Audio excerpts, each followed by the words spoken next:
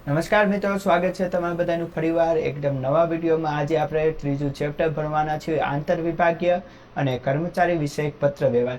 ટૂંકમાં તમને કહી દો, આ પાઠ અંદર એમ આવશે કે ઉપલા વિભાગીય વ્યક્તિ કઈ રીતે નીચલા વિભાગીય વ્યક્તિને પત્ર વ્યવહાર કઈ રીતે કરે છે, તે એકને એક વિભાગમાંથી પત્ર વ્યવહાર કઈ રીતે થાય તે આપણે જોયું। પહેલા તો એ જોશું કે આંતર વિભાગીય પત્ર વ્યવહાર કોને કહેવાય। તો શરૂઆત કરવી કે આંતર વિભાગીય પત્ર પ્રસ્તાવના કે સતત પરિવર્તનશીલ અને હરીફાઈયુક્ત ધંધાકીય જગતમાં ધંધાની પ્રગતિ તેમજ સફળ સંચાલન માટે મોટી વ્યાપારી પેઢી કે સંસ્થાએ પોતાના જુદા જુદા વિભાગો સાથે સંકળાઈ રહેવું પડે છે। જો કોઈ પણ પેઢી હોય કે કોઈ પણ ધંધો હોય ચલાવવા માટે અલગ અલગ પેઢી સાથે ટૂંકમાં આપણી પાસે કહ્યું તો સારા સંબંધ રાખવા પડે છે।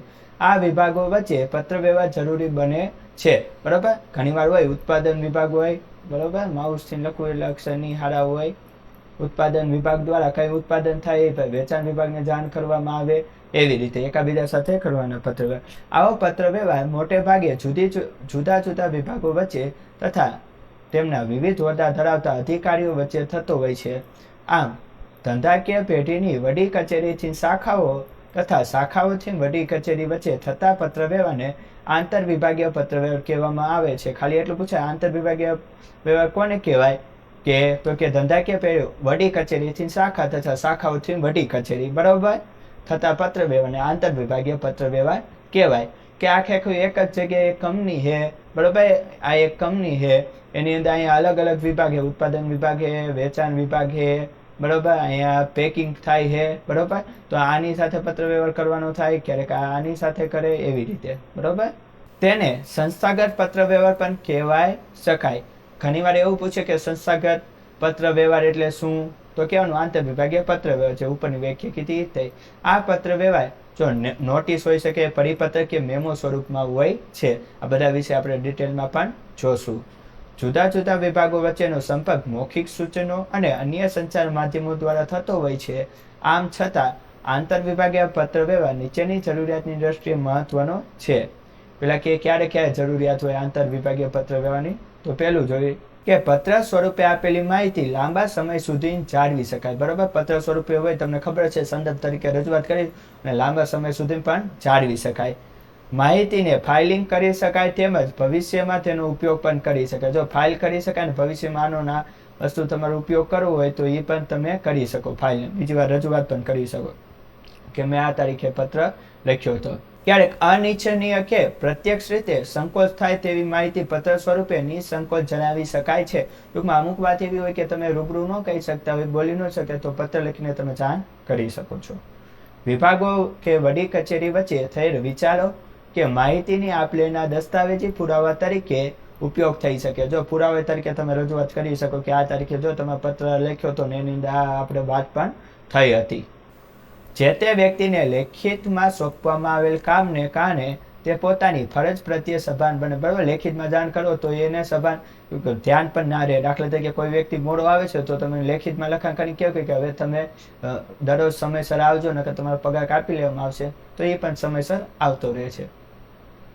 આ ઓછું ખર્ચાળ અને વધુ અસરકારક સંચારમાં, જો એક તો ઓછું ખર્ચાળ, બહુ એટલો બધો ખર્ચે નથી કરવાનો, અને વધુ અસરકારક માધ્યમ છે।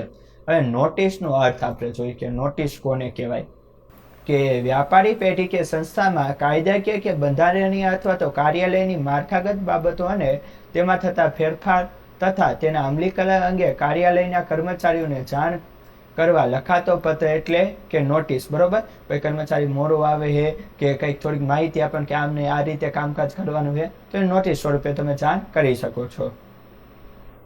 અને નોટિસના હેતુઓ કે કયા કયા કારણસરથી નોટિસ લખવામાં આવે તે કે જ્યારે નીતિ વિષયક બાબતોનું સંપૂર્ણ પાલન ન થતું હોય ત્યારે કર્મચારીનું ધ્યાન દોરો, બરોબર।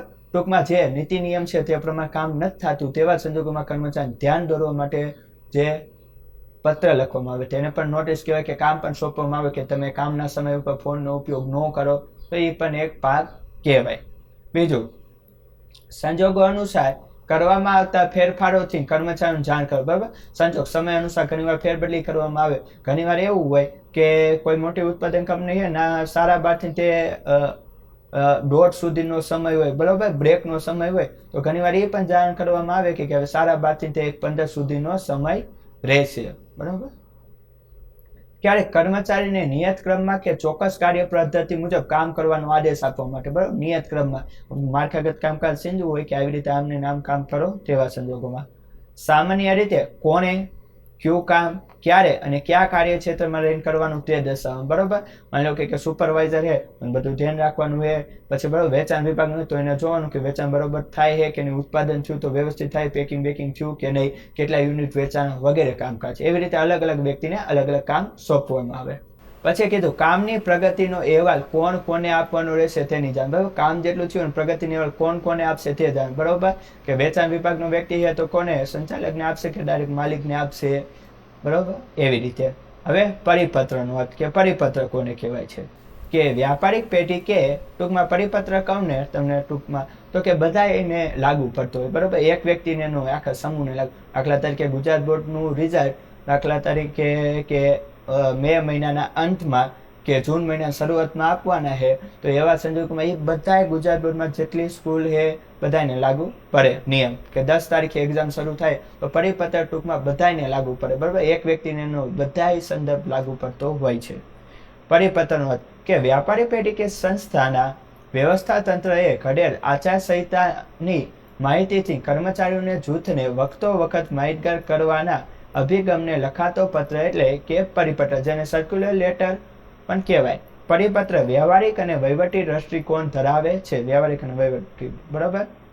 હવે પરિપત્રના કાર્યો ક્યાં ક્યાં કામ કરે. પહેલું, કર્મચારીઓને તેમના કાર્યક્ષેત્ર અંગે માર્ગદર્શન આપે છે, બરાબર. કોને કયું કામકાજ કરવું તે. વ્યવસ્થા તંત્રએ લીધેલા નિર્ણયોનો યોગ્ય અમલ અંગે કર્મચારીઓનું ધ્યાન દોરે છે, બરાબર. વ્યવસ્થા તંત્ર જે કંઈ નિર્ણય લીધો હોય તે ધ્યાન દોરવા માટે.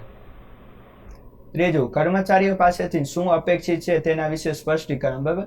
કર્મચારી પાસે શું અપેક્ષિત છે તે.